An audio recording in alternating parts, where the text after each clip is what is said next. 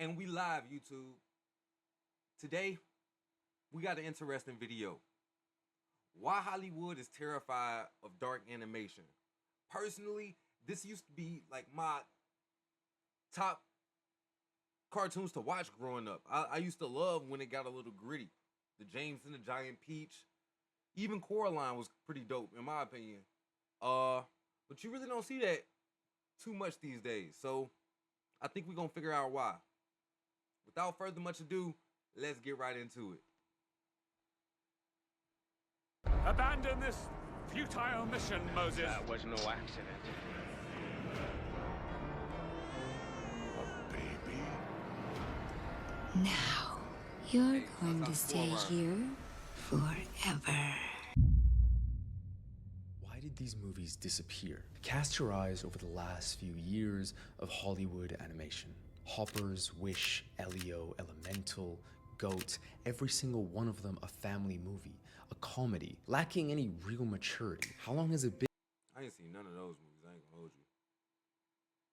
been since we've gotten a movie like The Hunchback of Notre Dame or The Prince of Egypt, for that matter? Dark and mature animation has all but disappeared from major Hollywood studios. And I think we all feel it. That sense that animation used to hit different, used to take more tonal risks. That change wasn't because of one decision, though.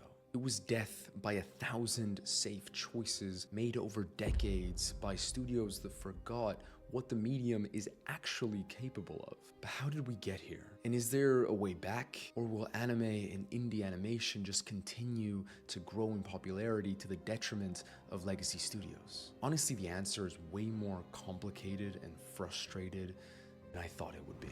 So there's this scene in The Hunchback of Notre Dame where Frollo, a supposed man of God, sings about his lust for a woman and how if she won't be his, he'll see her burn. It's one of the darkest villains, having one of the most psychologically complex moments in cinema.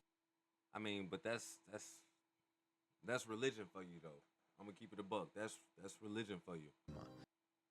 Not just animation, all of cinema. A Disney movie that was rated G for all ages, released in 1996, exploring obsessive lust, religious guilt, and the capacity for evil in people who believe they're righteous. That was a kids movie. A kids movie that made more than Hercules, The Little Mermaid, and Mulan. Yet for some nonsensical reason, studios decided not to make anything like it again. I'll get to exactly why later in the video, but first we have to turn back the clock, because the history of dark animation is wild and was way more common than you probably realize. Because animation's first few decades weren't always a safe, childish space. Disney's earlier movies went to places modern studios wouldn't touch with a 10-foot pole. I haven't watched Bambi in a long time, but when I rewatched the scene where Bambi's mother gets shot, it surprised me how insanely dark and somber it is.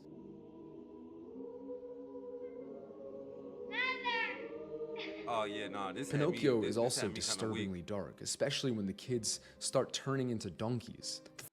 Hey, did y'all see the conspiracy theory about the donkeys wind up being one of like the donkey that's in Shrek?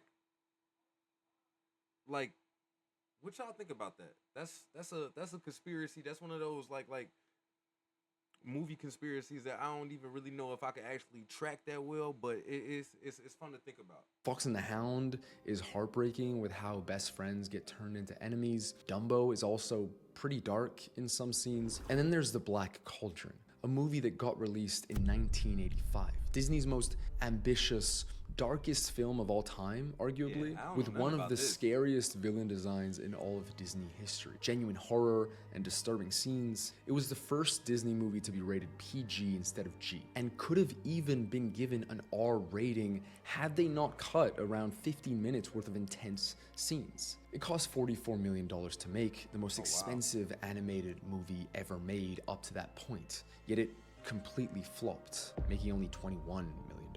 Oh, It failed despite being one of the most interesting Disney movies artistically and stylistically, because the story just fell flat, but that failure planted a seed of fear in Hollywood that never fully died. But here's what most people don't talk about. 6 years before The Black Cauldron even released, someone inside Disney had already seen this coming. Don Bluth was one of Disney's most talented animators, but in 1979 he walked out of the studio, taking 11 colleagues with him because he believed Disney had lost its creative soul and had become too corporately calcified. He wasn't wrong. Disney struggled for like a whole decade after that, yet Don Bluth made some of the most respected animated movies of the time. The Secret of NIMH, An American Tail, The Land Before Time, movies with adult-level storytelling that didn't talk down to their audience and had some brutal sequels. I like The Land Before Time, and if you know anything about the lore behind that, I hate to say it, but the young lady that voiced Ducky had a tragic end. Do your homework on that. Sequences and scenes. Bluth proved repeatedly that the audience for more mature and dark animation existed. Moving forward to the 90s, The Hunchback of Notre Dame wasn't the only dark Hollywood animated movie. DreamWorks came out of nowhere with an absolute gem in The Prince of Egypt. For 1998, it was a pretty rare movie, a mainstream animated movie that took its subject matter with complete seriousness, depicting the plagues, the drowning of an army, the river of blood, two brothers becoming enemies. The movie is as adult as they get, the way it depicts moral weight and impossible choices, the brutality of the 10 plagues, and it's animated. Plus, it made a ton of money, grossing more than $200 million on a budget of 70. Genuinely blows my mind. Like, where are the movies like that today? DreamWorks made that. The same studio that 3 years later would make a 180 with Shrek, which would become the template for a totally different kind of animated movie. Tim Burton also deserves a shout out. Nightmare Before Christmas and Corpse Bride are both dark, gothic, weird, and both were box office hits. They proved that you could build an entire visual and tonal world around darkness and people would love it. And then there's Laika, the only big Hollywood studio making darker animated movies more recently that are successful. Coraline and Kubo and the Two Strings being the standouts. Movies that have consistently been willing to go to genuinely dark places. Coraline is one of the most frightening movies made for children in the last 20 years. Not frightening in the jump scare way, although it's got some good jump scares, more so terrifying in the psychological and creepy way. Although Kubo was less successful, Coraline was super successful, and those types of movies have the potential to do so well with today's audience. So clearly darker, more mature animation has worked countless times. Yet when you actually look at what Hollywood's biggest studios have been putting out recently, it's worse than you probably think. I mean, look at the last 3 years alone. Sequels, safe originals with maximum family appeal. Wish was so aggressively inoffensive that it became one of the most irrelevant Disney movies almost immediately. Elio was god-awfully unoriginal. Yes, of course there are exceptions like The Wild Robot, but they're few and far between. Just look at the last few months. Hoppers and Goat are both family-friendly comedic movies from two of the biggest Hollywood studios. All major Hollywood studios can put out is the same type of shit, and it's exhausting. Yeah, I want to see. Yeah, of course, I can just watch animation from other studios and other countries. Yes. But at the end of the day, these are some of the biggest studios with some of the biggest budgets and legacies. Can you imagine what they could do if they gave us more mature storytelling, darker movies, a bit of variety tonally? It's frustrating to not get more Prince of Egypt type movies, to get zero risk. And the thing is, you can't compare Berserk. You can't compare Berserk to anything DreamWorks, bro. Come on. Hello, motherfucker. You can't do it, bro. Come on. That's a bit of a reach. I mean, I get what you're trying to say, but Berserk is really, really dark, bro. These studios risk becoming obsolete because the audience for mature, emotionally complex, dark animation is not small or niche, and the ultra-safe, broad appeal entertainment with no originality gets old real quick. The irony is that it doesn't even make business sense. Because if you just look at what people are actually watching, the demand for exactly what these studios refuse to make has never been more obvious. It's embarrassing for Hollywood execs, because people are simply tuning in elsewhere to get the type of animation they want, in obvious places, but also in not so obvious places. Spider-Verse, for example, has been a huge revelation and revolution for animation, not just visually, which a lot of people have talked about, but tonally too. Dark? Although they are still. Are we calling Into the Spider-Verse dark? It's like I know it has its like moments, but I don't know. I wouldn't necessarily call it dark. I wouldn't go that far either. Family friendly for the most part. They're significantly more mature and unique than the other movies we're getting, especially across the Spider-Verse, which pushes further into dark storytelling. Miles' conflict, Miguel's entire character, the Spot's evolution, the final 20 minutes of the movie is anxiety-inducing. Miguel is pretty dark, bro. Miguel, and the uncle, the uncle is pretty dark too. Yeah, in a way that I haven't seen in a modern Hollywood animated movie in a long time. Yeah, his uncle was a street guy.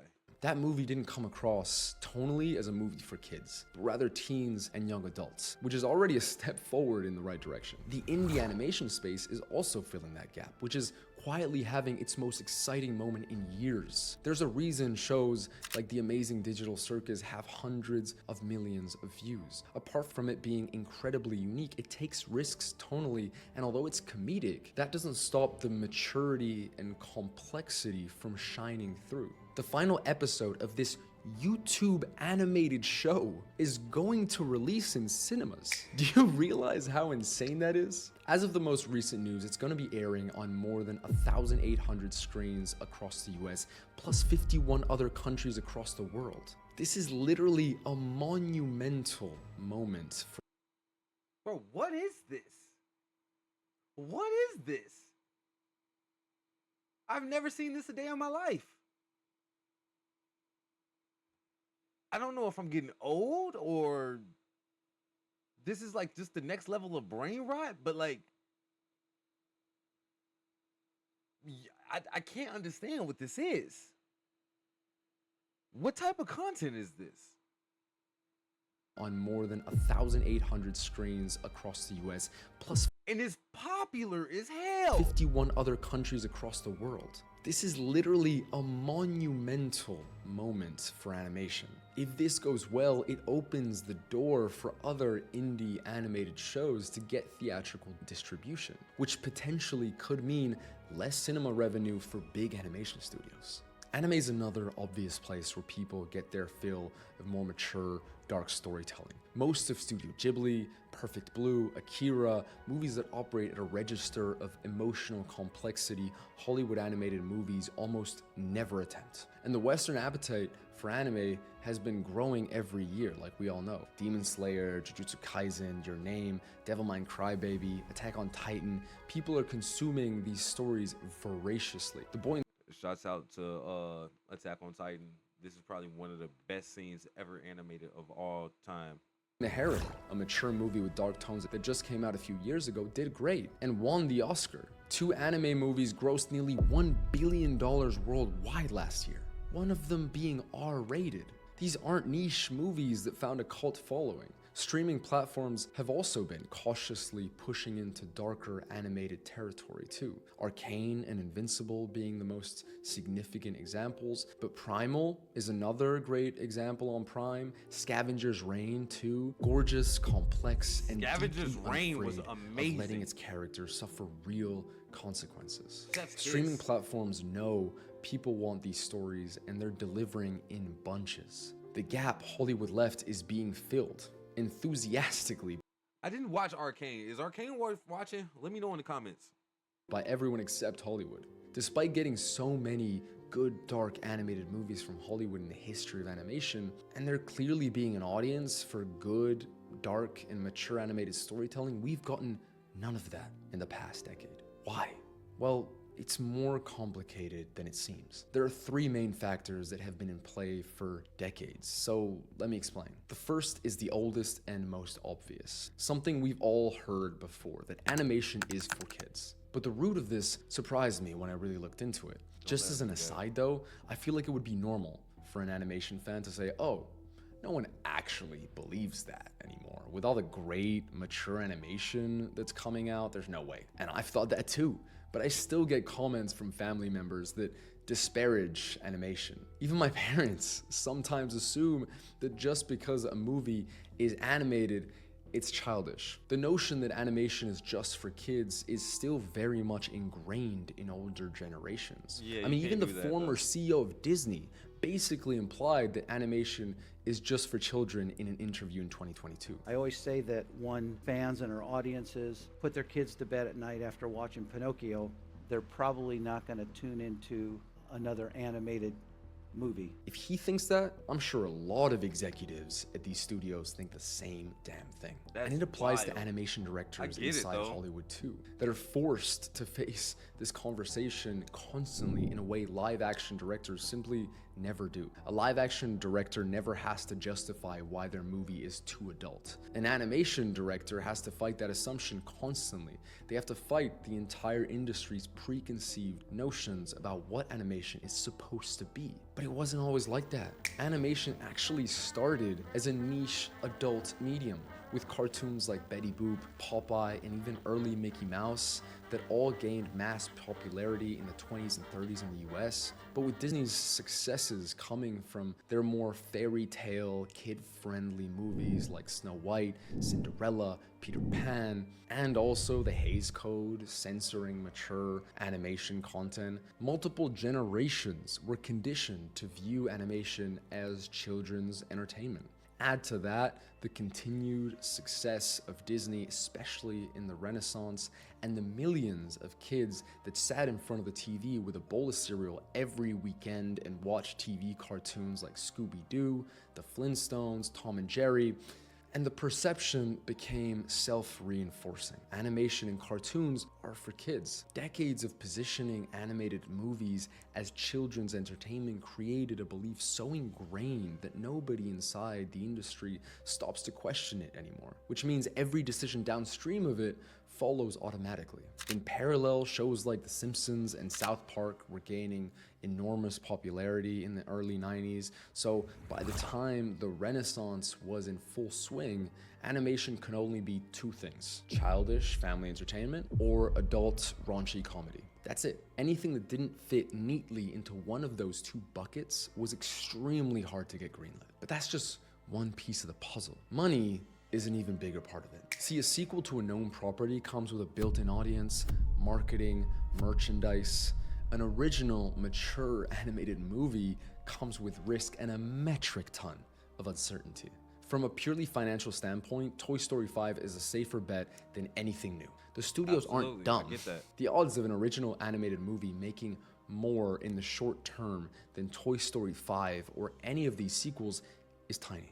I mean, 13 out of the top 15 are either sequels or established IP. And the budgets make it even more complicated. A modern Hollywood animated film costs between $100 and $350 million to make and market. Jesus. At that scale, you can't really afford to make something that only some people want to see. You're forced to capture as many people as possible. Parents, grandparents, children, international markets. You need a movie that translates universally. Mature, dark, tonally specific storytelling is by definition a way narrower proposition than broad family entertainment. And at $200 million a movie, which is where Disney, DreamWorks, and Pixar operate, speaking precisely to fewer people is a financial catastrophe waiting to happen. So as the budgets have gone up over the past 20 years, the movies had to get safer, because mathematically, that's the only choice they have. Apart from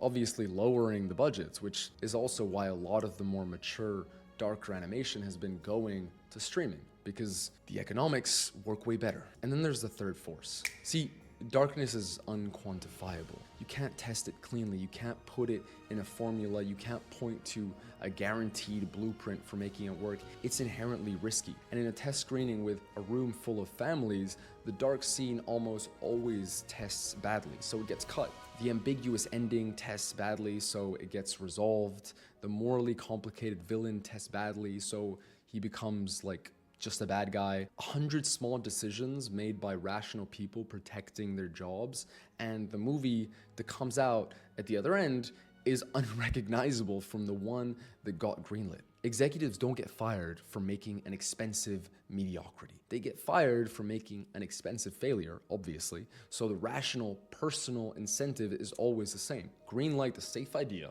soften those dark scenes, individual decisions that are each completely logical, producing a collective outcome that is ridiculously, creatively bankrupt. Here's the real problem though. When studios baby us, we lose the art form's greatest advantage. So basically, they going with the easy solution, the most reliable solution, the safest solution, and they rather make Toy Story 8 instead of a brand new original IP. And I get it, they don't want to take the risk, but with no risk comes nothing new. And come on, we're gonna get stuck in this weird cycle of producing nothing but sequels upon sequels of, don't get me wrong, it's like critically acclaimed, you know, nostalgic, and it's what we all know and love, but at the same time, I yearn for something new. I yearn for something new. And you know, I'm sure I'm not the only one that feels like this. So that's about been the video. Follow, like, comment, share, you know, all of those things. Smash that subscribe button, and I'll see you on the next one. Hey, peace, baby.